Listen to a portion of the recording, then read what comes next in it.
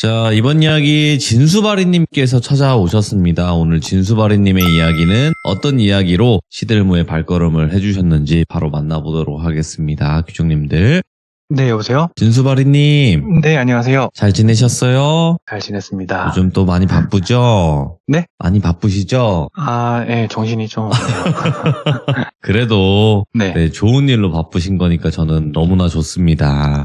네, 저도 네. 감내하고 있습니다. 아주 좋은 길로 들어서신 거고요. 그리고 오늘 진수바리님께서도 이렇게 또 시들무에 와주셔서 감사드리고, 오늘 해주실 이야기 주제가 있을까요? 주제는, 아는 맛? 아는 맛? 네, 아는 맛이라서. 오. 그러니까 제가 이게 오늘 이야기 좀 네 번째 외국 에피소드가 될 것 같아요. 이야, 예, 요즘 외국 에피소드가 또 많아요, 생각보다.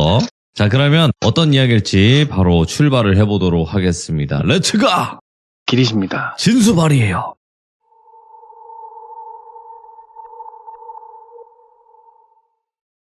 영원히 고통받는 우리 똘비는 20대 중반의 한량이라고 보시면 될 것 같아요. 한량도 이런 한량이 없는 게, 가볍게 좀 소개를 하고 넘어가자면, 우선 집은 부모님 집에서 같이 살고 있는데 집에 부채가 조금 있었대요. 똘비한테도 약간의 부채가 있었는데 은행권 대출이 아니고 그 있잖아요, 똘비앤 캐시, 똘비머니 이런 거. 거기 돈 많다고 들었는데. 네, 그죠? 네. 이런 걸로 약 1,000만 원 정도 빚이 있었대요.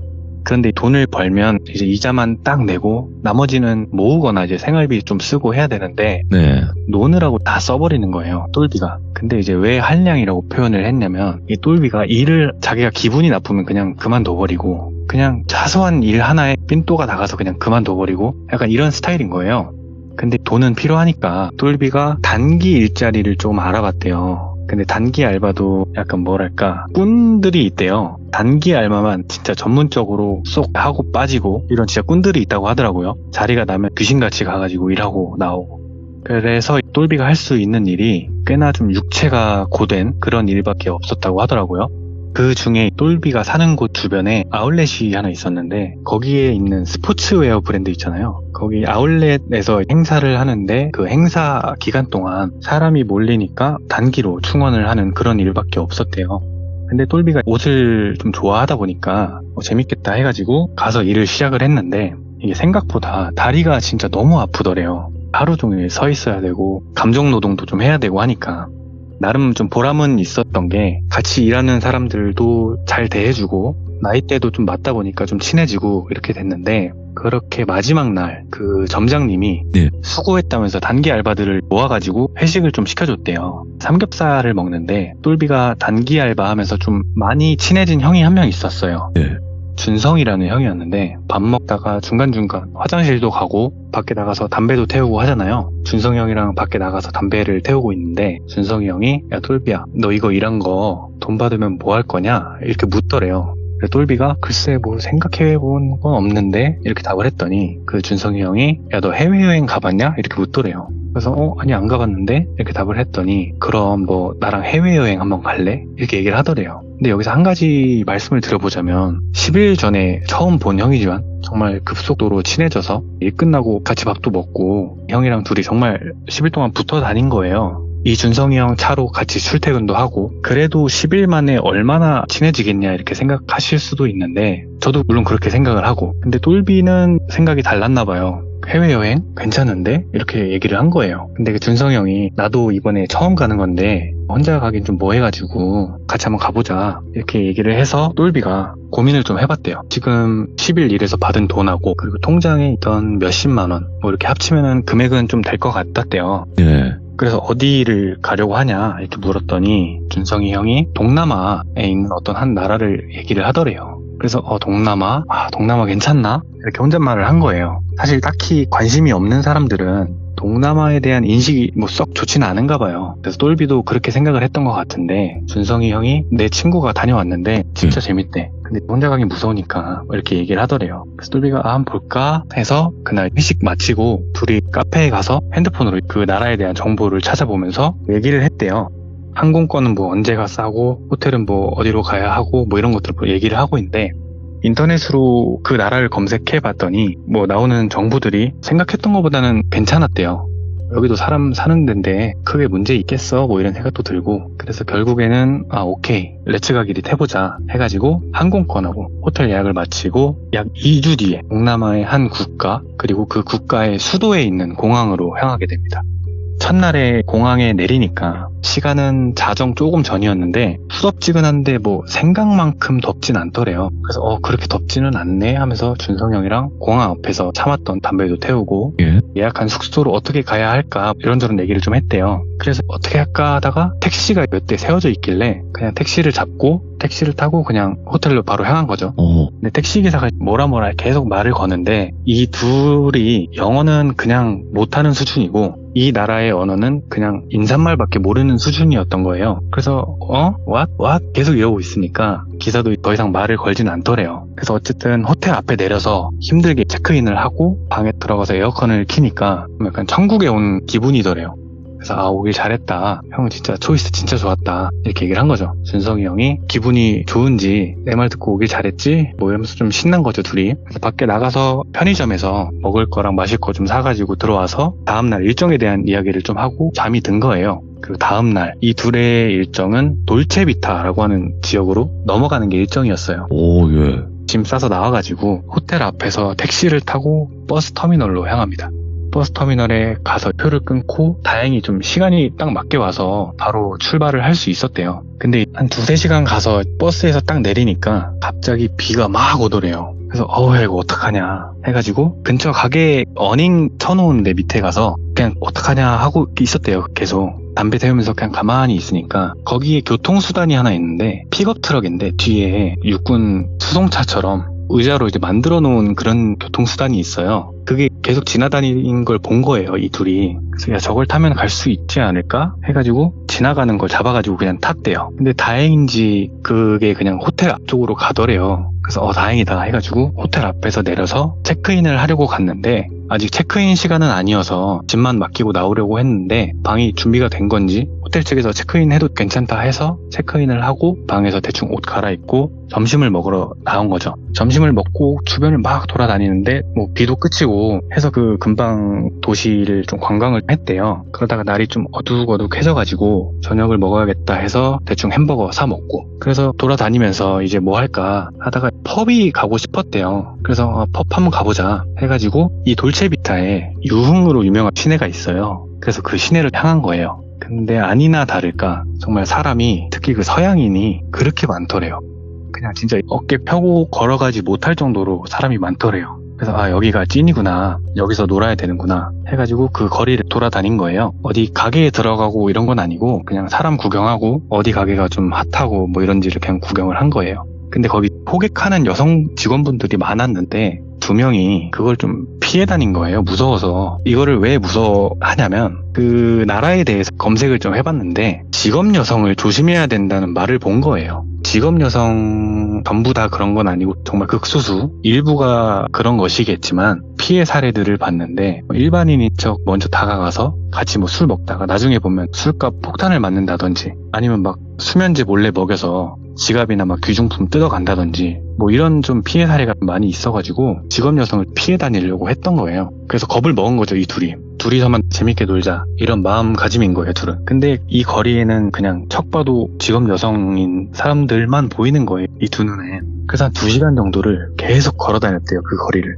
이러다가 날 새겠다. 마지막으로 한 번만 다시 돌아보고 들어갈 만한 데가 있으면 그냥 들어가서 놀자, 이렇게 얘기를 하더래요, 준성이 형이. 그래서 똘비가 알겠다 이렇게 답을 하고 같이 다시 걷기 시작한 거예요. 그렇게 막 걷고 있는데 워낙 사람도 좀 많고 하다 보니까 같이 걷지는 못하고 앞뒤로 걸은 거예요. 근데 똘비가 앞에서 걷고 있었는데 저 뒤에서 준성이 형 목소리가 들리는 거예요. 바로 뒤가 아니고 좀 거리가 있는 듯한. 그래서 똘비가 뒤를 딱 돌아봤더니 준성이 형이 여성 2분한테 잡혀가지고 뭐 이러지도 못하고 저러지도 못하고 있는 거예요. 그런 상황에 똘비를 부른 거죠. 나 좀 살려달라, 약간 이런 눈빛으로 쳐다보더래요. 똘비가 다가갔어요. 뭐야, 왜 이렇게 물었더니 준성이 형이 얘네가 자꾸 같이 놀재, 이렇게 얘기를 한 거예요. 그래서 봤더니 거짓말 안 치고 진짜 정말 아름다운 여성 2분이 준성이 형 양팔을 이렇게 잡고 있는 거예요.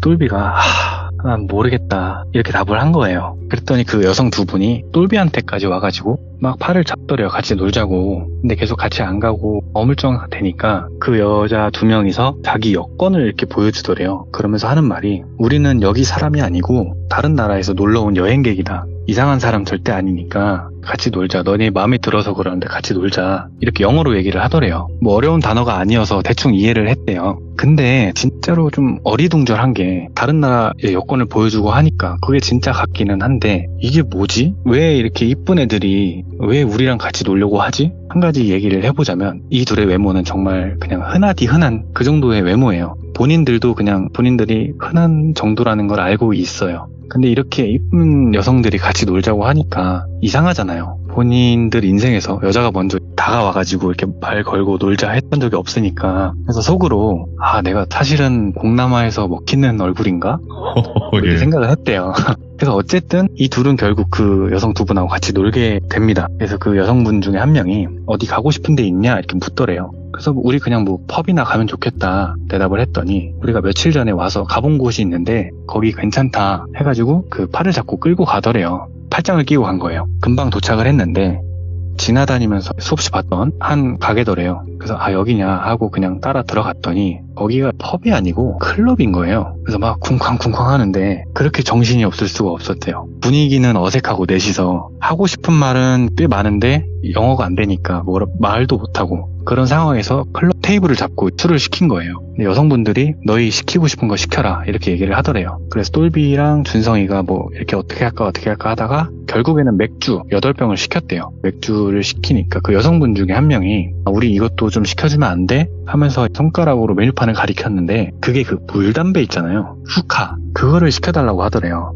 똘비는 그런 걸 듣도 보도 못했고 이거 안 좋은 약 아니야? 이런 생각을 했는데 준성이 형은 그걸 해봤는지 이거 뭐 위험한 거 아니야 이렇게 대답을 하더래요. 그래서 그냥 그런갑다 하고 금방 나온 맥주병으로 짠 건배도 하고 놀기 시작한 거예요. 아무리 영어를 못해도 뭐 Where are you from? 아니면 뭐 What's your name? 뭐 이런 건 다 알아듣고 하잖아요. 그래서 통성명을 하는데 준성이 형이 자기 이름을 준이라고 하고 똘비는 뭐 똘 이런 식으로 좀 영어 이름같이 이야기를 한 거예요. 그렇게 주고받으면서 맥주도 술이다 보니까 마시기 시작하니까 재미가 있더래요. 이 여성분들도 그냥 별 뜻 없어 보이고 점점 재밌게 놀기 시작한 거죠. 술도 다 마시고 그러니까 더 시키고 그렇게 클럽에서 한 1시간 반 정도 놀았대요. 그러다가 그 여성분 중에 한 명이 우리 다른 데 가자 이렇게 얘기를 하더래요. 그래서 어디? 이렇게 물었더니 좋은 데 있다고 가자고 하더래요. 그래서 취기도 조금 올랐겠다. 경계심도 조금 풀렸겠다. 겁이 조금 사라진 거예요, 이 둘이. 그래서 우선 클럽에서 똘비 준성이 형이 계산을 하고 거리 밖으로 나왔대요. 쭉 걸어가다가 오전에 탔던 그 픽업 트럭 있잖아요. 그거를 타고 또 어디론가 이동을 한 거예요. 그러다가 여기야 해서 내렸는데 그 거리하고는 조금 거리가 있어서 그런지 그 금방 조용하더래요. 시끄럽진 않더래요. 예. 근데 그 위치에 좀 큰 클럽이 하나 있었는데 그쪽으로 가더래요. 그래서 저긴가 보다 해서 클럽을 따라 들어갔더니 처음 간 데하고는 조금 분위기가 다르더래요. 조금 더 어둡고 구석 같은 데에서 이제 뭔 짓을 해도 모르겠다 싶을 정도로 좀 다크했대요. 좀 뭔가. 아무튼 들어가서 자리를 잡고 주문을 하는데 이번에는 그 여성분들이 이렇게 얘기를 하더래요. 여기는 우리가 사겠다. 뭐 먹고 싶냐 이렇게 얘기를 해서 준성이 형이 우리 그냥 맥주 먹으면 된다 했더니 여성분 중 한 명이 맥주 말고 양주 먹자 이렇게 얘기를 하더래요. 그래서 메뉴판에서 양주 칸을 막 손으로 짚으면서 이걸로 할까 뭐 저걸로 할까 하는데 그 양주 값이 한두 푼이 아니잖아요. 클럽에선 특히 꽤나 비쌌대요. 그 금액이. 그래서 든 생각이 얘네 진짜 직업 여성 아닌가 보다 생각을 한 거죠. 직업 여성이라면 이런 양주를 살 리가 없잖아요. 그래서 아닌가 보다 하고 술이 나오고 계산을 해야 되는데 계산은 안 하더래요. 그때. 그래서 여긴 뭐 후불인가 보다 한 거죠. 어쨌든 여자애들이 산다고 했으니까 그때부터는 그냥 경계심을 아예 놓고 논 거예요. 재밌게. 그렇게 시간이 좀 지나고 양주를 반 정도 마셨을 때쯤 여성분 중에 한 분이 갑자기 좀 엄청 취해 보이더래요. 이게 취한 척을 하는 건지 진짜 취한 건지 구분이 안 되니까 진짠가 아닌가 이렇게 반신반의 하고 있는데 다른 여성분 한 분은 비교적 멀쩡했대요. 근데 그분이 얘가 술이 좀 약한데 오늘 좀 과음한 것 같다. 우리 들어가서 좀 쉬자 이렇게 얘기를 하더래요. 그래서 오케이 하고는 그냥 클럽에서 나왔어요. 부죽하는 거 좀 도와주고 길가로 나와서 취기도 좀 있고 즐거우니까 괜히 걱정했다고 재밌게 놀았네 이렇게 둘이 담배 태우면서 얘기를 하는데 그 취한 여성분이 계속 똘비를 잡고 같이 가자 이러더래요. 그래서 어딜 같이 가냐, 우린 호텔 간다 답을 했더니 덜 취한 여성분이 미안하다고 우리 숙소까지만 좀 같이 가줄 수 있겠냐고, 아마 가는 길에 얘 잠들 거니까 그냥 거기까지만 같이 가달라 이렇게 얘기를 하더래요. 그래서 그래 알겠다 해가지고 마침 지나가는 그 픽업 트럭을 타고 간 거예요. 근데 그 취한 여성분이 차가 흔들리니까 밖으로 머리를 내밀어가지고 구토를 하더래요. 얘 진짜 취한 거구나 해가지고 도착할 때까지 부축 좀 해주다가 도착하고 나서 같이 숙소로 올려준 거예요. 그 여성분 둘이 같은 방을 쓰고 있었는데 방이 꽤 좋았던 걸로 기억을 한다고 하더라고요.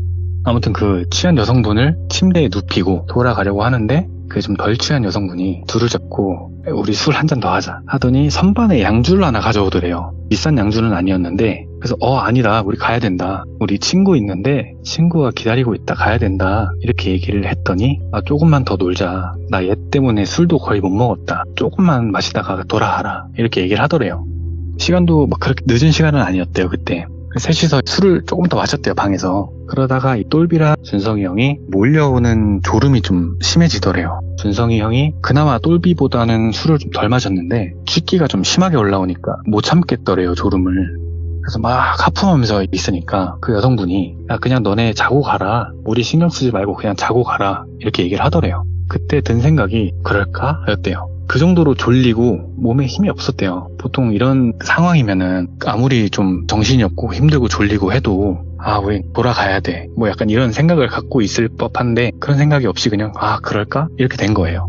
근데 그 방에 침대가 되게 컸대요. 그래서 이 침대 위에 4명이 다 누우니까 이제 꽉 찬 거예요. 그래서 알겠다, 우리 자고 아침에 일찍 나가겠다 이렇게 얘기가 된 거예요. 근데 그 순서가 준성이 형, 똘비, 취한 여성분, 안 취한 여성분 이 순서대로 침대에 누워서 잠을 청하는데 바로 그냥 스르르 눈이 감기더래요. 잠이 든 거죠. 그러다가 똘비가 눈을 딱 떴는데 창문으로 밖이 보이잖아요. 근데 하늘이 해가 뜨기 좀 직전, 날이 조금 밝아오려는 그 시간쯤 돼 보이더래요. 그래서 다 6시쯤 됐나? 하면서 주변을 막 둘러보는데 그 본인이 잠에 들었던 그 환경이 아닌 거예요. 가만히 있으니까 등도 좀 베기고 뭔가 딱딱하더래요. 그래서 뭐지? 하면서 일어났더니 정말 낯선 방에 본인하고 준성이 형만 누워있더래요. 그 여성분들은 없고, 근데 방 안에는 정말 아무것도 없고 본인하고 준성이 형만 있었던 거예요. 텅 빈 방. 그래서 이게 무슨 일이지? 하면서 준성이 형을 깨운 거예요. 형 일어나봐, 형 하면서 깨웠더니 응? 하면서 천천히 눈을 뜨더래요. 똘비하고 똑같이 주변을 쓱 보더니 뭐야 여기 어디야? 이렇게 묻더래요. 그래서 나도 몰라, 나도 지금 방금 일어났는데 뭐지? 여기 어디지? 하면서 이제 일어났더니 갑자기 머리가 핑 돌더래요. 힘이 하나도 없더래요. 그래서 내 핸드폰 어디 있지? 하면서 막 핸드폰을 찾는데 방에 아무것도 없으니까 당연히 핸드폰이 없는 게 보이잖아요. 주머니도 없고. 그래서 어떡하지? 해서 방을 아예 나가려고 문 쪽으로 딱 갔는데 현관문을 밀면 열리는 건데 꿈쩍도 않더래요, 현관문이. 그래서 뭐지 왜 이러지? 덜컹덜컹도 아니고 그냥 아예 꿈쩍도 않더래요. 그러다가 준성이 형이 옆에 와가지고 같이 힘을 줘서 미는데 그래도 꿈쩍도 않더라는 거예요. 우리 진짜 뭐 된 거 같은데? 하면서 서로를 쳐다보는데 갑자기 덜커덩 하면서 현관문이 열리더래요. 그리고 나타난 게 한 남자였는데 머리는 사과란 머리에다가 그냥 척 봐도 굉장히 무섭게 생긴 얼굴이었대요. 근데 그 남자가 정말 다짜고짜 몽둥이를 꺼내더니 똘비의 머리를 냅다 후린 거예요. 그냥 으악 하면서 손으로 막으려고 하는데 그 맞는 순간에 벌떡 일어난 거예요. 그러니까 이게 꿈인 거예요. 그래서 진짜 무슨 이런 꿈을 꾸냐 하면서 앉은 거죠. 누운 자세에서. 기분이 진짜 더럽더래요. 주변을 둘러보니까 시간은 꿈에서 봤던 시간 정도였고 해가 뜰랑말랑하는 그 시간. 근데 잠에 든 환경하고 똑같더래요. 옆에 준성이 형 자고 있고 여자들도 자고 있고. 그래서 다행이다 하는데 되게 찝찝하잖아요, 뭔가. 그래서 안 되겠다, 여기 있으면 진짜 뭔 일 날 것 같다 싶어가지고 정말 조심스럽게 준성이 형을 툭툭 친 거예요, 깨우려고. 어깨를 이렇게 툭툭 치니까 준성이 형이 눈을 딱 뜨더래요. 그래서 왜? 이렇게 답을 하길래 형 화장실로 이렇게 얘기를 하고 화장실로 간 거예요. 정말 발소리도 안 나게 조심스럽게 화장실로 가서 준성이 형한테 속삭이듯이 형 여기 있으면 진짜 뭔 일 날 것 같아, 가자 이렇게 얘기를 했더니 준성이 형이 그냥 바로 수긍을 하더래요. 그럼 짐만 빠르게 챙겨서 나가자 이렇게 된 거예요. 근데 지금 옷 입은 상황이 준성이 형이랑 똘비가 뭐 더워서 그랬는지 잠결에 윗옷을 벗었대요. 그래서 바지만 입고 있는 상태였고 조심스럽게 쓱 가가지고 소지품들이랑 티셔츠랑 쓱 챙겨가지고 옷도 안 입고 신발도 안 신고 그냥 손에 들고 현관문을 천천히 열어가지고 문이 딱 닫히자마자 그냥 냅다 막 뛴 거예요. 옷 입고 신발 신고 한 거예요. 그러면서 그래서 그 숙소가 안 보일 정도로 말도 없이 그냥 막 달렸대요. 그러다가 어느 정도 안 보이고 해도 좀 뜨고 하니까 잠깐 멈췄대요. 그랬더니 준성이 형이 야 근데 쟤네 여행 왔다고 하지 않았냐? 이렇게 얘기를 한 거예요. 그랬지? 이렇게 답을 하니까 근데 여행 온 애들이 무슨 호텔이나 뭐 숙소를 잡은 것도 아니고 저거 진짜 집 같지 않았냐? 이러더래요. 근데 생각을 해보니까 그렇더래요. 보통 숙소 가면 뭐 체크인을 할 수 있는 데스크 뭐 그런 게 있고 항상 상주하는 직원이 있잖아요, 건물에. 근데 그런 것도 없었고 그냥 그 방이 정말 사람 사는 집 같았대요. 그 생각을 하고 나니까 뭔가 하나둘씩 이상했던 게 생각이 나는데 어제 두 번째로 갔던 클럽에서 그 양주 있잖아요. 그거 계산을 안 했어요. 주문할 때도 계산을 안 했고 나올 때도 계산을 안 했어요. 그리고 취해서 여자들 숙소로 갈 때 탔던 픽업 트럭 있잖아요. 그것도 계산을 안 하고 탄 거예요. 이거 진짜 이상하다 하면서 막 이야기를 하면서 호텔 방향으로 막 걸어갔대요. 그런 와중에 해가 쫙 뜨는데 뭔가 위험한 상황에서 빠져나왔다는 생각이 드니까 긴장이 좀 풀리면서 몸에 힘이 안 들어가더래요. 그래서 이제 해는 떴지만 사람은 없고 차도 없고 걸어가야 하니까 한 20분에서 30분 정도 쭉 걸었대요. 그러다가 준성이 형이 아 맞다 이렇게 얘기를 하더니 핸드폰 있잖아요. 본인 거를 이렇게 꺼내더래요. 그러더니 내가 어제 자기 전에 이걸 켜놨거든 하면서 보여주는데 그 음성 녹음 있잖아요. 그거를 켜둔 거예요, 준성이 형이. 와, 그 취하고 졸린 와중에 그걸 생각을 했냐 이렇게 얘기를 하니까 준성이 형이 말하기를 아무리 뭔 짓 안 하고 그냥 잠만 자는 거라고 해도 좀 너무 불안했대요, 본인은. 그 상황이 이제 다음날 일어나서 뭔 일이 있을지도 모르고 몸에 힘은 없고 그래서 이거라도 해야겠다 싶어가지고 이제 틀고 잤다고 하더라고요. 아무튼 그 음성 녹음이 한 2시간 조금 넘게 녹음이 돼 있었다고 하더라고요. 한번 들어보자 해가지고 들으면서 이제 걷고 있는데 처음에는 뭐 코 고는 소리랑 바스락대는 소리 있잖아요. 그런 소리가 나오더래요. 그러다가 아무 소리도 안 나오니까 그걸 그냥 스킵하면서 넘겨가지고 아무 소리도 안 나면 또 넘기고 이런 식으로 들었대요. 근데 뭐 녹음 시간상으로 한 3-40분 정도에서 갑자기 사람 목소리가 들리더래요. 그래서 뭐지? 하는데 그 목소리 대화가 시작된 시점으로 찾아가지고 뒤로 돌린 거예요. 찾아서 들어보니까 그 여자 있잖아요. 좀 덜 취했던 그 여성분 목소리가 먼저 들리더래요. 그랬더니 그 사람이 그 취했던 여성을 깨우는 소리가 들리고 둘이 뭐 대화를 주고받고 하는데 한 3분 정도 대화를 주고받다가 그리고 다시 하는 뭔가 그런 느낌이더래요. 예. 근데 이게 외국어다 보니까 뭐라는지 하나도 모르잖아요. 그래서 이게 얘네가 뭐라는 건가? 그냥 자다 깨서 대화하는 건가? 근데 뭐 그럴 수도 있잖아요. 자다 깨서 한두 마디 할 수 있잖아요. 그렇게 생각을 하고 이제 호텔로 복귀를 했대요. 예. 실제로 잔 시간이 한 3-4시간 정도밖에 안 돼가지고 너무 피곤해가지고 이제 그날은 푹 자고 저녁에 나와서 그 어제 갔던 그쪽 말고 아예 반대편으로 가서 놀았대요. 시간을 좀 보내고 그 다음날이 됐어요. 이 돌체비타라는 지역에서 마지막 날이었대요. 다음날 오전에 수도로 다시 돌아가는 걸로 돼 있어서 좀 이르게 점심을 먹고 준비를 해서 선착장으로 향했대요. 어떤 작은 섬으로 향하는 일정이었는데 약간 휴양지 같은 그런 곳이에요. 바다에서 좀 놀고 하려고 선착장 쪽으로 가는데 날이 밝잖아요. 굉장히 좀 뜨겁게 내리쬐는 상황에서 선착장을 막 털레털레 걸어가고 있었대요. 예. 인도가 조금 좁아가지고 준성이 형이 인도 위에서 걷고 있고 똘비는 인도 바로 밑에서 이렇게 걸어가고 있었는데 이 둘의 옆으로 차 한 대가 쓱 지나가길래 똘비가 슬쩍 인도 쪽으로 좀 몸을 비켜줬대요. 근데 그 차가 픽업트럭 있잖아요. 아까 말씀드렸던 그 교통수단 말고 정말 그 렉스턴 같이 생긴 픽업트럭 그런 차가 둘의 옆을 쓱 지나가는데 저 앞에서 멈추더니 도로에서 후진을 하더래요. 그래서 저거 뭐야 하는데 똘비하고 준성이 형 옆에 딱 서더래요. 그러더니 창문이 쓱 열리면서 똘비가 꿈에서 봤던 그 반삭했던 남자 있잖아요. 그 남자는 아니고 그 남자의 좀 비견될 만큼 무섭게 생긴 남자가 말을 걸더래요. 처음에는 뭐라는지 모르겠어서 응?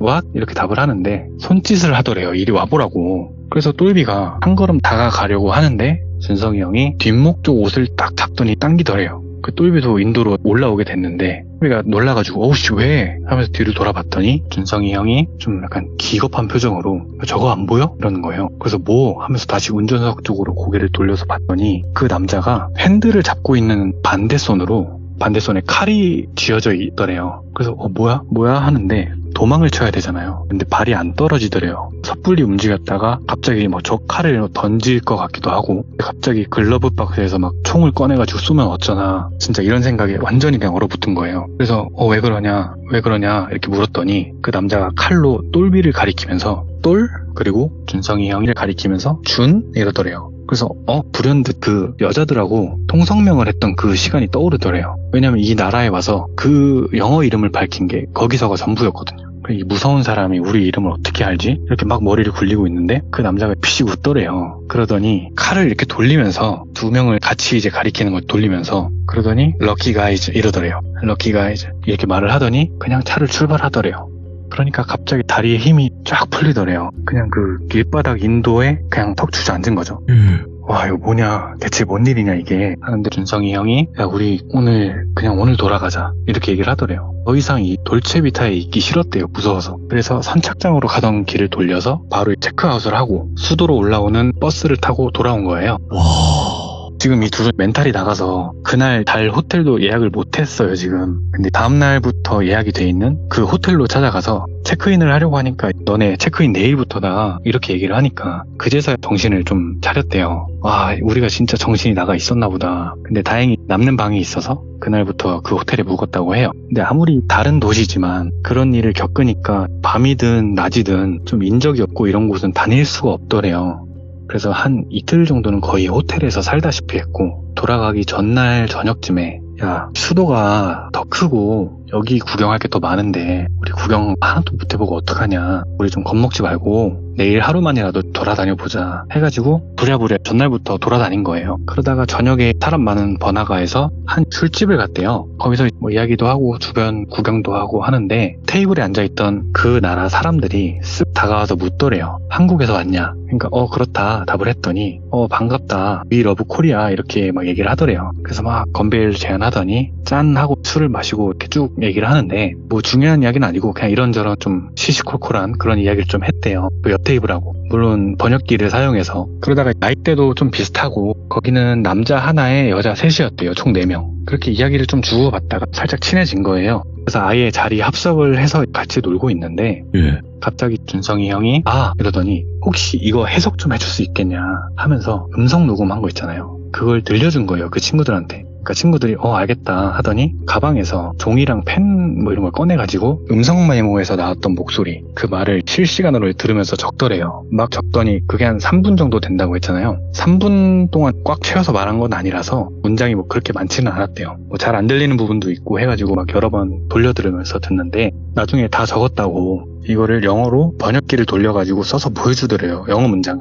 근데 이 둘이 영어도 모르니까 이 문장을 번역기로 돌려본 거예요. 내용이 정확하지는 않은데 제가 이 내용을 들은 대로 말씀드려보자면 처음에는 자는 사람을 깨워서 깜빡 잠들었다 하면서 두 사람이 평범한 대화를 한 거예요. 그러다가 나중에 한 명이 말해줬어? 이러니까 아까 자기 전에 연락해놨어 이러는 거예요. 그러니까 뭐래? 이러더니 7시에 온대 이렇게 얘기를 하더래요. 그러다가 얘네는 중국으로 가나? 이러더래요. 글쎄 모르겠네 하고 답을 한 여자가 이어서 근데 저번에 중국에 5명 보냈는데 아직도 돈 못 받았다고 이렇게 얘기를 하더래요. 그러다가 뭐 몇 마디 더 주고받거니 조금 얘기를 하다가 마지막에 조금 순화해서 말하자면 이 친구들 좋다고 자고 있네 이런 식의 문장이 있더래요. 그래서 그 뒤로 일단 좀 더 자자 이런 식으로 대화가 마무리가 돼요. 그 내용을 한 문장씩 번역해서 보는데 온몸에 좀 소름이 단계별로 돋더래요. 일을 당한 게 아니라 100% 확신하지는 못하지만 만약에 거기서 7시까지 자고 있었다면 어떻게 됐을까? 뭐 이런 생각을 하니까 조금 올라오던 술 기운이 다시 싹 달아나더래요. 그래서 와 이러고만 있는데 내 친구가 근데 이거 뭐냐 무슨 내용이냐 이렇게 묻더래요. 그래서 얘기를 해줬대요. 돌체비타에서 우리가 겪은 일이다 하면서 이야기를 해줬더니 그 4명이 듣더니 와 너네 진짜 큰일 날 뻔한 것 같다고. 그래서 뭐냐 무슨 일이냐 이게 이렇게 물어봤더니 내 친구 중에 한 명이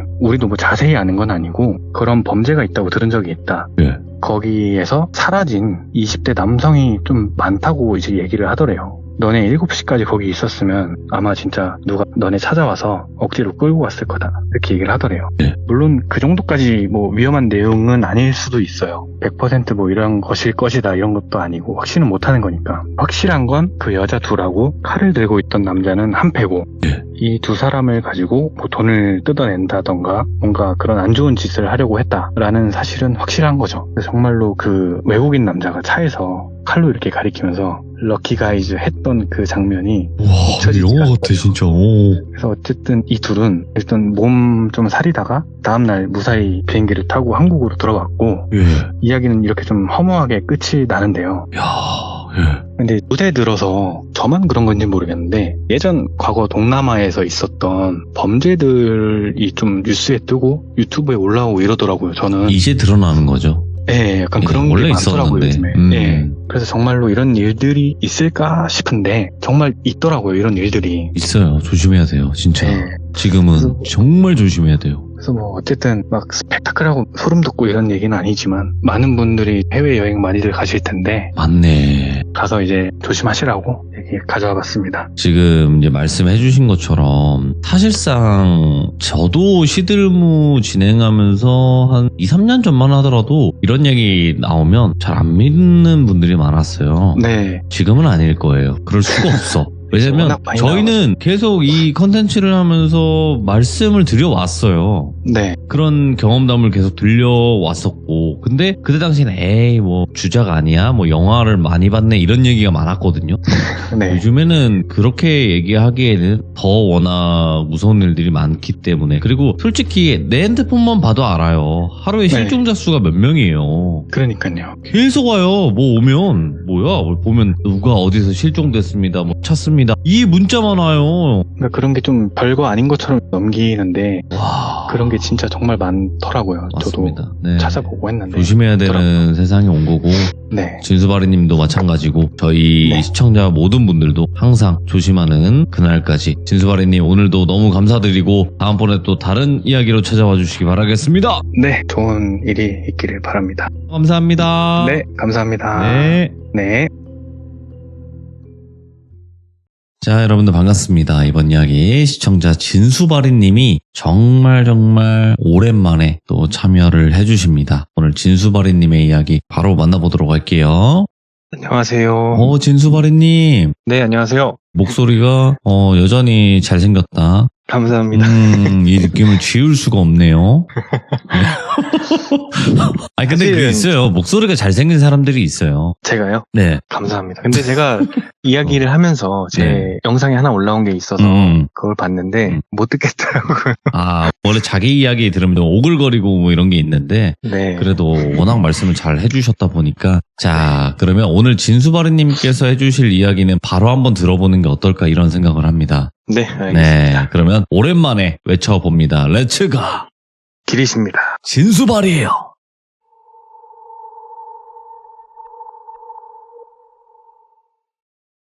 오늘 이야기는 지인한테 제보를 받은 이야기인데 이야기의 주인공이 4명이에요. 근데 그 4명을 제가 다 알아서 이 이야기를 크로스로 검증을 받아가지고 정리를 해서 듣게 된 이야기가 있어가지고 가져왔는데 좀 무섭다기보다는 기묘하고 재밌는 이야기여서 한번 가져와 봤어요. 예. 이야기를 시작해보자면 시기는 20년 조금 안 된 이야기고 이때 똘비라고 하는 고등학생이 있었어요. 이 똘비 같은 경우에는 공부를 잘하는 친구는 아니었고 친구들하고 몰려다니면서 일탈도 좀 하고 놀러 다니고 이런 거 네. 좋아하는 친구였어요. 이야기의 시작은 학년은 뭐 말씀 안 드리고 2학기 중간고사 전날에 시작이 되는데요. 보통 공부랑 담 쌓은 거 아니면 시험 기간에 벼락치기라도 공부를 하잖아요. 근데 똘비도 벼락치기로 공부를 하려고 짝꿍한테 교과서를 빌려가지고 시험 범위 체크를 하고 선생님이 이거 무조건 시험이 나온다라고 했던 것들 형광펜으로 체크도 하고 이렇게 공부 준비를 하고 있었는데 똘비의 가장 친한 친구인 민재가 옆으로 오더래요.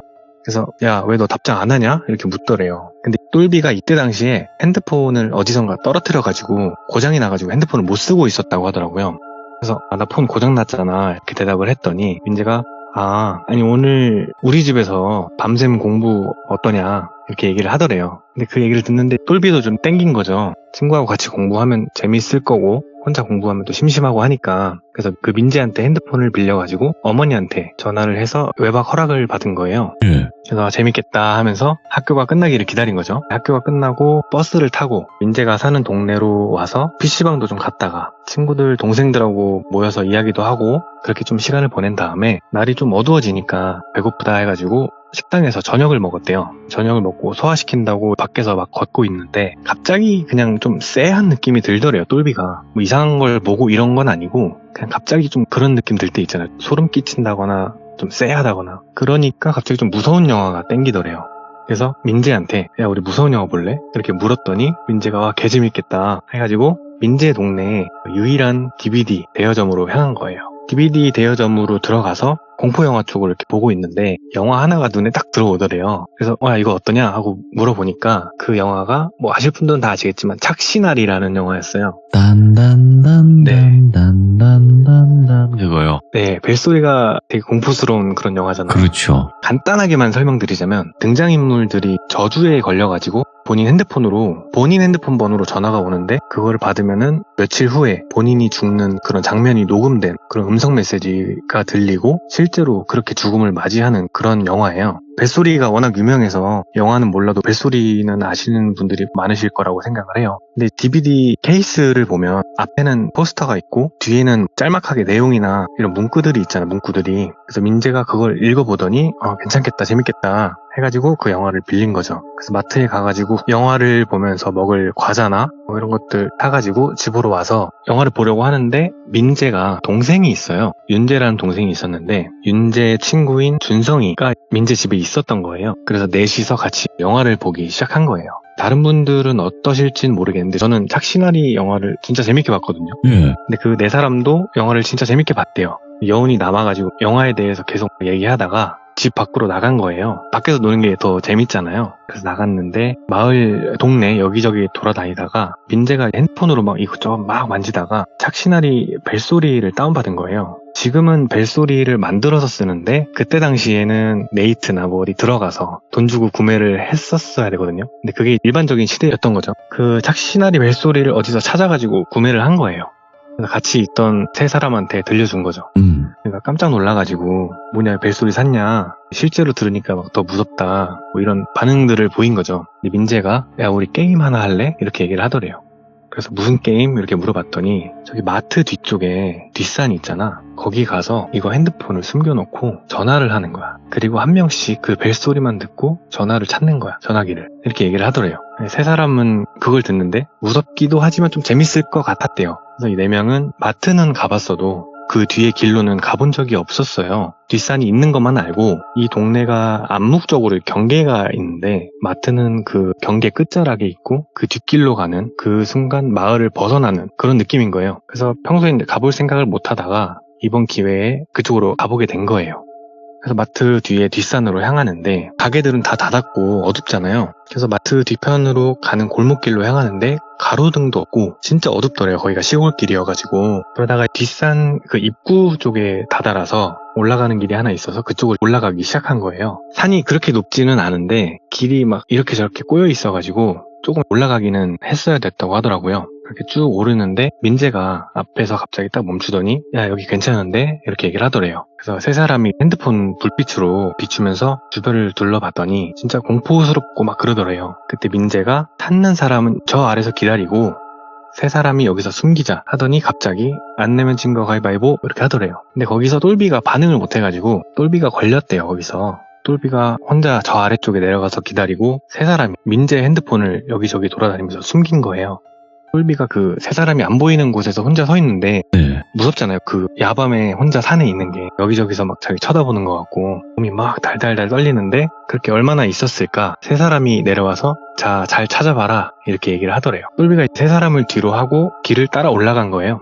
근데 천천히 핸드폰을 하나 받은 게 있어가지고 그거 불빛에 의존해서 올라가는데 예. 넷이 올라갔을 때랑은 비교가 안 되게 무섭더래요. 근데 여기서 한 가지 말씀 안 드린 게 있는데 똘비 핸드폰이 고장나서 민재가 예전에 쓰던 핸드폰 공기계를 받은 거예요. 이거를 너 써라 해서 준 거죠, 민재가. 그래서 그걸 갖고 올라간 건데 아무튼 일단 핸드폰을 찾아야 되니까 언제 벨소리가 울리나 하면서 천천히 올라가는데 갑자기 그 벨소리가 어디선가 들리더래요. 어딘지는 모르겠는데 그 소리가 꽤 컸대요. 그래서 아 근처에 있구나 하면서 막 주변을 둘러보는데 이게 좀 이상한 게 근처로 가서 어디선가 소리가 나면은 그 방향이 느껴져야 되잖아요. 예. 근데 그 방향이 아예 안 느껴지더래요. 어디서 나는지도 모르겠고 사방에서 나는 듯한 느낌? 그렇게 느껴지니까 조금 순간 어지럽더래요. 방향 감각이 없어진 것처럼. 그래서 머리를 막 이렇게 잡으면서 앞으로 천천히 걸어가는데 저 멀리에 아주 작은 불빛 하나가 보이더래요. 그래서 저건가? 하면서 다가가는데 작게 좀 불룩 올라와 있는 지형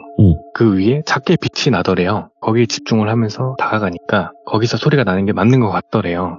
그래서 아 저건가 보다 하고 빠르게 뛰어가서 그 위로 손을 쭉 뻗어서 잡았는데 그 불빛이 그 민재 핸드폰은 맞았고 폴더폰이 접혀도 그 조그만 틈 있잖아요. 그쪽으로 나는 불빛이었던 거예요 그게. 그래서 아 찾았다 하고 손을 다시 짚었는데 이 핸드폰이 올려져 있던 이 불룩한 지형이 인위적인 듯한 느낌이 들더래요. 예. 그래서 이게 뭐지? 하고 짚고 있던 손을 떼고 찾은 핸드폰으로 비춰보는데 그게 무덤이더래요. 그래서 와 씨 하면서 깜짝 놀라가지고 후다닥 내려가려고 하는데 불빛을 비추면서 가니까 주변이 어느 정도 코앞까지는 보이잖아요. 근데 똘비가 서 있는 그곳 주변이 온통 무덤이더래요. 이름 없는 무덤 있잖아요. 그래서 그거 알고 나니까 더 무서워지기 시작해서 계속 벨소리는 울리고 그래서 막 후다다닥 뛰어서 친구들이 있는 곳으로 달려간 거예요. 근데 분명히 세 사람이 있어야 될 그곳에 아무도 없는 거예요.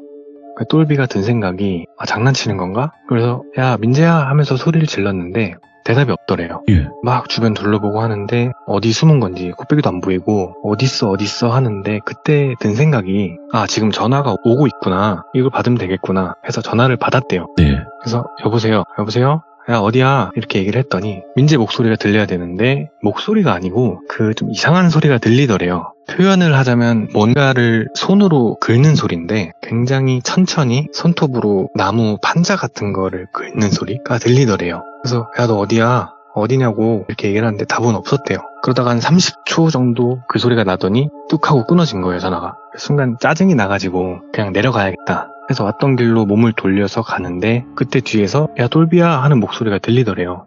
그래서 봤더니 세 사람이 위에서 내려오고 있던 거예요. 그래서 짜증이 나가지고 너네 어디 갔었냐고 물었더니 민재가 뭔 개소리냐 너 찾으려고 지금 한참 돌아다녔다 이렇게 얘기를 하더래요. 그래서 그게 무슨 소리냐 물었더니 너 폰 찾으러 가서 몇 분 있었는지 아냐고. 똘비가 나 빨리 찾은 것 같은데 이러면서 핸드폰을 보여준 거예요. 그랬더니 민재가 미친놈이냐? 너 전화 몇 통 했는지 알아? 이렇게 얘기를 하더래요. 그걸 듣는데 똘비가 위에 있던 시간을 아무리 길게 잡아도 5분 미만이거든요. 본인이 느끼기에. 그래서 그게 무슨 소리냐? 나 핸드폰 바로 찾아왔는데? 하면서 찾은 민재 핸드폰을 연 거예요. 근데 화면이 안 켜지더래요. 배터리가 다 나간 거죠. 그래서 민재가 주머니에서 배터리 여분을 꺼내서 이렇게 주니까 배터리 교체를 한 거죠. 핸드폰을 다시 켜서 봤더니 진짜 소름이 돋는 게 윤재 이름으로 부재중 전화가 100통이 넘게 와 있는 거예요. 찍혀 있는 게. 그리고 처음 전화를 했던 시간이 예를 들어서 12시였다고 치면 마지막으로 온 전화가 1시 10분, 1시간 10분 동안 계속 전화를 한 거예요. 30초 간격으로. 분명히 전화를 받았었는데 그 전화했던 목록은 없고 전부 다 부재중으로만 찍혀 있는 거예요. 말이 안 되는 게 고작 해봐야 그 작은 뒷산인데 그 조용한 데서 소리 몇 번 지르면 어디 있는지 대충 들릴 거 아니에요. 근데 그래도 찾을 수가 없었던 거예요. 1시간 동안 이 세 사람이 똘비를 안 마주칠 수가 없는데 1시간 동안 세 사람은 똘비를 찾아다녔던 거죠. 그래서 이 상황이 좀 무섭기도 하고 하니까 게임은 그만하자 해서 우선 내려간 거예요. 별말 없이 집으로 들어와서 윤재는 준성이랑 윤재 방에 들어가고 똘비랑 민재는 민재 방에서 다음날이 시험이니까 공부를 하려고 했는데 공부가 손에 잡힐 리가 없잖아요. 그래서 하는 둥 마는 둥 하다가 잠을 자려고 이불을 깔고 누웠대요. 근데 옆에서 민재가 내일 알람 몇 시로 할까? 이렇게 묻길래 똘비가 우리 공부 오늘 못했으니까 내일 학교 좀 일찍 가서 공부 좀 하자. 6시 반에 일어나자. 대답을 한 거예요. 민재가 6시 반에 알람을 맞추고 두 사람이 잠에 든 거죠. 잠을 자는데 똘비가 잠에서 살짝 깬 느낌이 들었는데 그때 몸이 막 너무 불편하더래요. 막 식은땀 뻘뻘 흘리고 있고 근데 어느 순간부터 그 불편한 느낌이 뭔지 알겠더래요. 처음에는 팔다리가 저리는 느낌이 나다가 온몸에서 갑자기 뭔가가 흐르는 느낌이 나더래요. 그러다가 갑자기 통증이 느껴지고 그래서 아 이게 왜 그러지? 이게 뭐지? 하는데 느껴지기로는 막 진짜 수십 개의 손이 똘비 온몸을 긁는 느낌이 나더래요. 그래서 그걸 느끼자마자 너무 무서우니까 막 비명을 질렀는데 아무 목소리도 안 나오더래요. 똘비가 살면서 가위에 눌려본 적이 없었는데 살면서 처음 가위에 눌린 거라고 하더라고요. 그게 몸도 안 움직이고 온몸이 막 긁히는 것 같고 피도 나는 것 같고 불에 타는 것처럼 막 따갑고 막 이랬대요.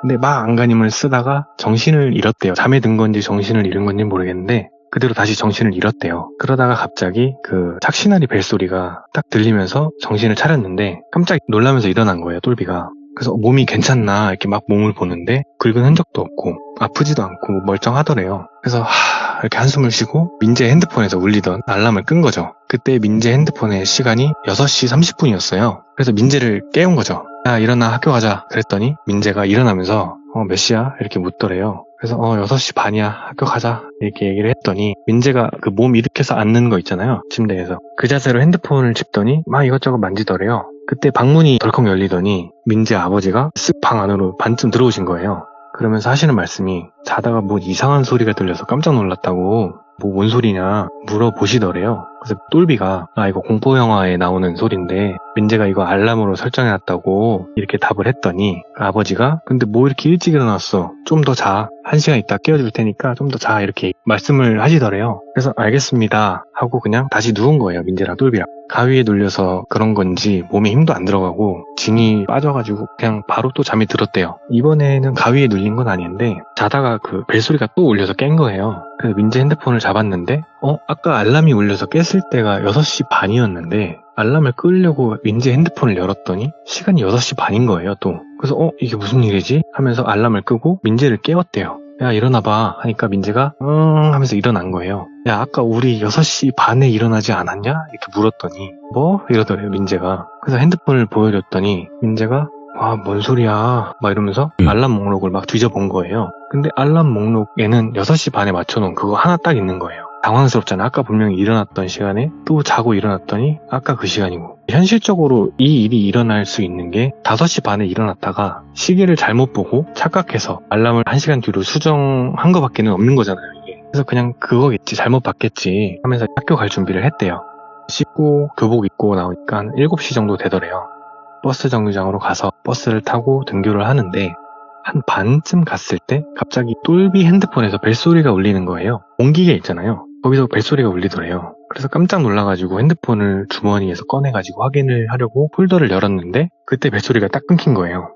지금 이 핸드폰이 그 민재가 쓰는 공기계잖아요. 전화가 올 수가 없잖아요 사실. 그 민재가 옆에서 그거 알람 해놓은 거 아니야? 이렇게 물어봐서 확인을 해봤더니 알람 설정된 게 하나도 없더래요. 너무 소름이 돋아가지고 이게 무슨 일인가 하면서 멍하니 등교를 한 거예요. 교실에 앉아서 도대체 어제부터 이게 무슨 일인가 하면서 민재랑 이야기를 하는데 이게 왜 울린 거지? 하면서 그 똘비가 핸드폰을 열어보고는 민재한테 야 너 핸드폰 줘봐 이래서 그 양손에 핸드폰을 2개를 킨 거예요. 근데 시간이 7시 반이었는데 민재 핸드폰은 7시 26분 그리고 공기계 핸드폰은 7시 30분 이렇게 4분이나 차이가 나더래요. 예.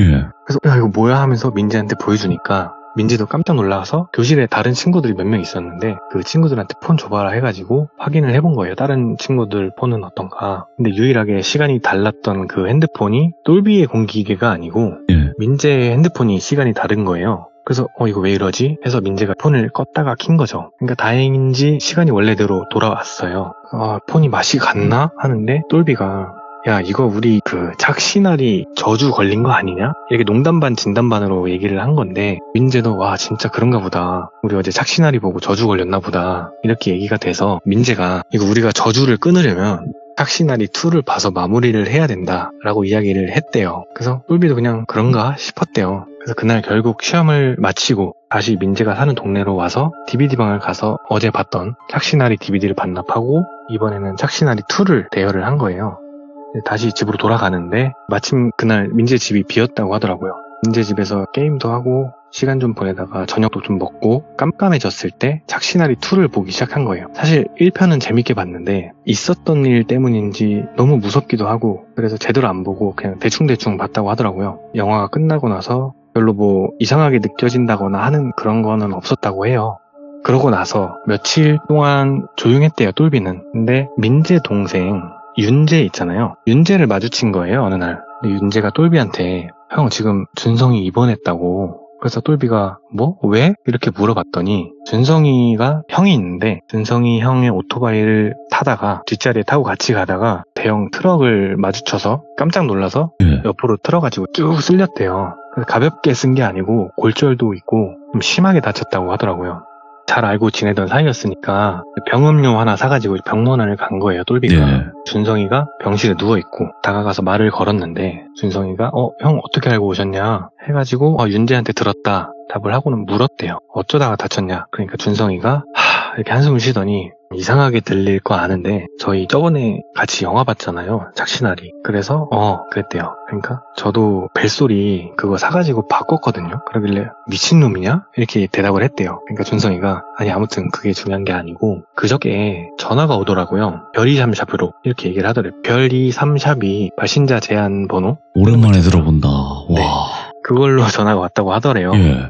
그래서 불었더니 받았는데 말은 안 하고 그 타이어 끼익 하는 소리 있잖아요. 예. 그게 계속 안 끊어지고 들리길래 기분 나빠가지고 끊었거든요. 이렇게 얘기를 하더래요. 근데 어제 사고 날 때 제가 그 소리를 들은 것 같아요. 이러더래요. 그러더니 근데 그 핸드폰 통화했던 별이 잠샵 그 목록이 없어졌어요 하면서 통화 목록을 보여주더래요. 예. 그 얘기를 하면서 똘비가 순간 든 생각이 똘비도 혼자 산에 있을 때 전화 받고 막 긁는 소리가 들렸다고 했잖아요. 실제로 그날 가위에 눌렸고 온몸을 막 누가 긁어서 미친 듯이 아팠고 똘비도 그 얘기를 해줬대요. 나도 그랬다. 나도 전화 받았는데 뭔가 긁는 소리가 났고 그날 가위에 눌렸는데 온몸을 막 누가 긁었다. 그러니까 준성이가 이거 진짜 착신아리 저주 아니에요? 이렇게 좀 우스갯소리로 얘기를 하는데 둘은 좀 진지했대요. 그때는 실제로 겪은 일이니까 본인들이. 근데 똘비가 야, 근데 영화는 4시 봤는데 왜 우리 둘만 그러지? 이렇게 얘기를 하고 생각을 하는데 준성이가 그것 때문인가? 그러더래요. 예. 그래서 뭐? 이렇게 물었더니 아니 형도 그 핸드폰 찾아서 알잖아요. 핸드폰 어디에 숨겼는지. 똘비가 알지. 니네가 무덤 위에 올려놔서 너무 무서웠다. 이렇게 답을 하니까 사실 그거 무덤 위에 둔 거 제가 한 거거든요. 민재 형이랑 윤재는 뒤에서 보고 있었고 제가 무덤 위에 올려놓은 건데 저희 둘만 그 무덤에 손 닿아서 저주받은 거 아닐까요? 헐. 이렇게 얘기를 하더래요. 근데 이 둘 차이가 그거밖에 없기는 하더래요. 그래서 그게 맞나 보다. 우리 아직도 저주에 걸려있는 건가? 이런 생각이 드는 거죠. 그러다가 일단 몸조리 잘해라 하고 병원에서 나왔대요. 그리고 민재한테 전화를 해서 야 준성이 다친 거 들었냐? 물어보니까 민재도 윤재한테 들었는지 알고 있다고 답을 하더래요. 그래서 일단은 만나자 해가지고 단골 PC방으로 가서 민재를 만난 거예요. 만나서 일단 게임 좀 하다가 10시가 돼서 PC방에서 나와서 동네 여기저기 막 돌아다니면서 이런저런 얘기를 하는데 민재가 좀 이상하더래요. 뭐가 이상하냐면 원래 민재는 되게 좀 걱정 없고 되게 해맑고 항상 웃고 다니는 그런 친구였는데 얼굴이 반쪽이 돼 있고 너무 피곤해 쩔어 보이더래요, 보기에. 그래서 야, 너 얼굴이 왜 그러냐? 이렇게 물은 거죠, 똘비가. 그러니까 민재가 일로 와봐. 이러더니 아파트 단지 내에 게이트볼 할 수 있는 그런 공간이 있는데 그쪽으로 가서 벤치에 앉은 거예요. 그러더니 사실은 지금 나 잠을 못 자고 있어. 이렇게 얘기를 하더래요. 그래서 그게 무슨 말이냐 물으니까 우리 그 게임 한 뒤로 하루도 제대로 잔 적이 없어. 이러더래요. 여기서부터 민재 시점으로 넘어가서 예. 시간은 폰을 숨기고 똘비가 폰을 찾으러 출발하고 똘비가 안 보이기 시작했던 그 시간이에요. 똘비가 안 보이자마자 윤재 동생 핸드폰으로 자기 핸드폰에 전화를 건 거예요. 근데 전화 안 받으면 울리다가 전화를 받을 수 없어 음성사서음으로 연결됩니다. 이렇게 나오잖아요. 그거 나올 때까지 계속 전화를 건 거예요. 5번, 10번, 20번, 50번. 근데 전화를 계속 거는데 아니 이게 그렇게 못 찾을 일인가 싶더래요. 30분이 넘도록 안 내려오고 있는 거예요, 똘비가. 그래서 윤재랑 준성이한테 야 찾으러 가보자. 이 새끼 여기서 자빠진 거 아니야? 해서 찾으러 간 거예요, 똘비를. 예. 뒷산에서 막 소리쳐가면서 똘비를 찾았는데 진짜 무슨 술래잡기 하는 것처럼 안 보이더래요, 똘비가. 그래서 다시 원래 있던 곳까지 돌아왔는데 그때 똘비의 뒷모습이 보인 거예요. 그래서 야 똘비야 하고 부른 거죠. 그렇게 1시간 만에 똘비를 찾고 집으로 돌아가서 씻고 잘 준비를 하는 동안에 그냥 기분이 너무 이상해서 벨소리를 지웠대요. 착신아리 벨소리를. 예. 그리고 알람을 6시 반에 맞추고 잔 거죠. 근데 자다가 막 벅벅벅 하는 소리가 계속 들려가지고 짜증이 나서 깼대요. 근데 똘비가 이불을 덮고 있는데 팔만 꺼내서 배랑 옆구리랑 막 온몸을 긁더라는 거예요. 꽤 열정적으로. 오호. 그래서 아직 뭐하냐 하면서 그냥 다시 잤대요. 근데 시간을 보는데 진짜 5분마다 한 번씩 깨서 그 벅벅벅 하는 소리를 또 듣고 또 자고 또 5분 있다 깨서 또 다시 잠들고 이게 반복이 된 거예요. 그러다가 어느 순간 좀 깊이 잠에 든 것 같았는데 똘비가 6시 반이라면서 본인을 깨운 거예요. 그래서 폰을 들고 시계를 봤더니 3시 반이더래요. 새벽 3시 반. 그래서 야 3시 반이잖아 뭐하냐 물으니까 똘비가 방문 쪽을 보면서 혼자 말을 하더래요.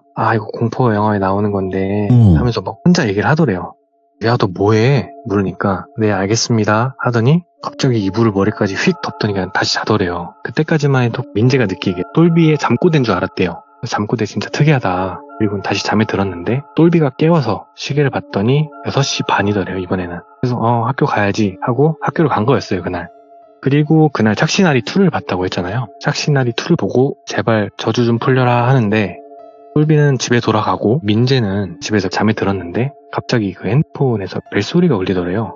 착시나리 벨소리. 분명 그 벨소리를 지웠는데 들리니까 너무 무섭잖아요. 그래서 뭐지 하고 핸드폰을 봤는데 똘비더래요. 똘비한테 공기계를 주긴 했지만 아직 개통은 안 한 상태였거든요. 얘가 어떻게 전화를 했지? 하면서 전화를 받았는데 아무 말을 안 터래요. 그래서 민재가 여보세요? 왜 말을 안 해? 이렇게 물었는데 몇 초 안 지나서 그냥 뚝 끊기더래요. 그래서 민재가 다시 똘비한테 전화를 건 거죠. 전화를 걸고 귀에 딱 대는데 지금 거신 전화는 고객의 요청에 의해 착신이 정지되어 있습니다. 이렇게 멘트가 뜨더래요.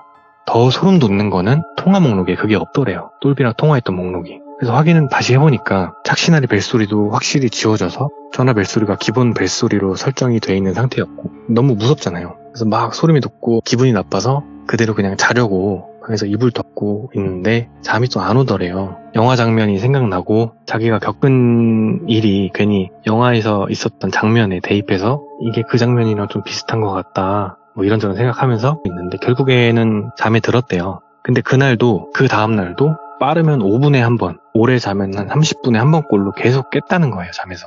딱히 뭐 가위에 눌리거나 악몽을 꾸거나 이런 건 아니고 근데 이렇게 자면 진짜 너무 피곤하잖아요. 그 상태로 지금까지 며칠 동안 제대로 못 잔 거예요, 민재는. 그래서 이건 안 되겠다 싶어가지고 준성이는 입원 중이고 윤재는 그냥 별 다른 말이 없어서 빼고 똘비랑 민재랑 둘이 그 게임을 했던 장소를 찾아간 거예요. 거기서 본 건 있어가지고 집에 있던 소주 하나 들고 간 거예요. 근데 그 마트를 지나서 골목길로 들어가는데 그 뒷산 올라갔던 그 장소가 어딘지를 모르겠더래요. 그래서 여기 아닌가? 하고 그 뒷산을 한 바퀴를 다 돌았는데 올라가서 돌아보고도 다 했는데 묘지가 안 보이더래요. 분명 왔었던 곳인데 되게 낯설더래요. 여기가 맞나? 싶고 막 돌아다녀보는데 무덤도 없고 이게 진짜 무슨 일인가 분명 무덤이 있었는데 하면서 뒷산에서 내려온 거예요. 올라갔던 길 그대로. 그래서 무덤이 아니었나? 잘못 본 건가? 하면서 뒷산 올라가는 입구 아무데나 거기 서가지고 입구 쪽에다가 그냥 소주를 확 천천히 뿌렸대요. 예. 그리고는 그냥 고개를 숙여가지고 반배를 했대요. 죄송하다고 장난쳐서. 근데 진짜 신기하게도 그 이후로 민재도 똘비도 윤재도 준성이도 문제가 생기거나 이상한 일을 겪는다거나 하는 일은 없었다고 하는데 그 일들을 윤재는 겪은 일도 없고 준성이도 윤재한테 이야기는 안 했대요, 딱히. 근데 나중에 시간이 한참 지나고 나서 윤재가 이 이야기를 했다고 하는데 윤재는 그 뒷산에 다녀온 이후로 매일 그 착시나리 벨소리 환청이 들리고 꿈에서도 그 착시나리 꿈을 매일 꿨대요. 근데 그걸 누군가한테 말하면 큰일이 날 것 같아서 혼자만 그냥 좀 끙끙 앓고 있었던 거래요. 근데 나중에 똘비하고 민재하고 뒷산에 찾아가서 소주 뿌리고 죄송하다고 했잖아요. 예. 그 이후로는 다 괜찮아진 건데 참 기묘한 게 정말로 그게 착시나리의 저주가 있었던 건지 야, 그 뭐냐, 진짜? 네 사람 다 그런 일들을 동시간대에 좀 겪은 거잖아요. 예. 뭐 실제로 없는 무덤도 보고 환청도 듣고 핸드폰이 이상해지기도 하고 시간이 좀 엇갈리기도 하고 이야기는 여기서 좀 허무하게 끝이 나는데 이게 여담으로 네. 이런 이야기를 해봤대요, 넷이서. 이게 무슨 이야기냐면 만약에 똘비하고 민재가 소주 들고 거기 찾아가지 않았다면 어떻게 됐을까? 이거 가지고 몇 시간 동안 좀 토론을 한 적이 있대요, 넷이서. 그러니까 시간이 한참 지난 뒤에. 그럼 네 사람 전부 다 그때 당시 느꼈던 느낌들로 생각해봤을 때 차례를 돌면서 점점 더 심해지지 않았을까 싶었다고 하더라고요. 준성이 같은 경우에는 사고가 진짜 크게 나가지고 그것밖에 안 다친 게 좀 기적인 수준이라고 이야기를 했었고 예. 똘비 같은 경우에는 이야기에서는 얘기하지 않았지만 그 간지러운 걸 계속 느꼈대요. 그리고 윤재는 환청이 들렸고 민재는 잠을 못 자고 그래서 아마 이게 좀 더 심해지지 않았을까라고 생각들을 한다고 해요. 지금도 넷이 만나면 그 얘기를 한다고 하더라고요. 안 할 순 없지. 왜냐면 다 같이 겪었으니까. 그래서 이렇게 좀 재미가 있으셨을지는 모르겠는데 저는 들으면서 좀 재밌더라고요. 예, 기묘하면서도 가져봤습니다. 섬뜩하기도 하네요, 확실히. 네. 야, 진수버리님은 그냥 오시기만 하면 되는 분이라서 사실상 예, 너무 바쁘시기도 했고 또 이런 일 저런 일 다 있으셨을 텐데 그래도 이렇게 오늘 이야기 잘 들려주셔서 너무 감사드리고 자주 와주시기 바라겠습니다. 네, 찾아주셔서 감사합니다. 감사합니다. 네, 감사합니다. 진수바리님께서도 조용조용하게 이야기를 너무나 잘해주시는 분이고, 그리고 착시나리의 저주? 그거보다는 그 무덤과 좀 연관이 더 있을 것 같다라는 생각도 들긴 해요. 그리고 그 영화 자체가 사실상 우리가 공포 영화들이 굉장히 많지만, 야, 이건 진짜 귀신 들린 영화다, 이런 영화들이 있거든요. 그렇게 칭송받는 영화들이. 그런 데에는 좀 그런 부정적인 기운도 분명히 있지 않을까라는 생각도 들면서 여러분들의 생각은 어떨지 굉장히 궁금합니다. 댓글로 꼭 남겨주시길 바라겠습니다. 감사합니다.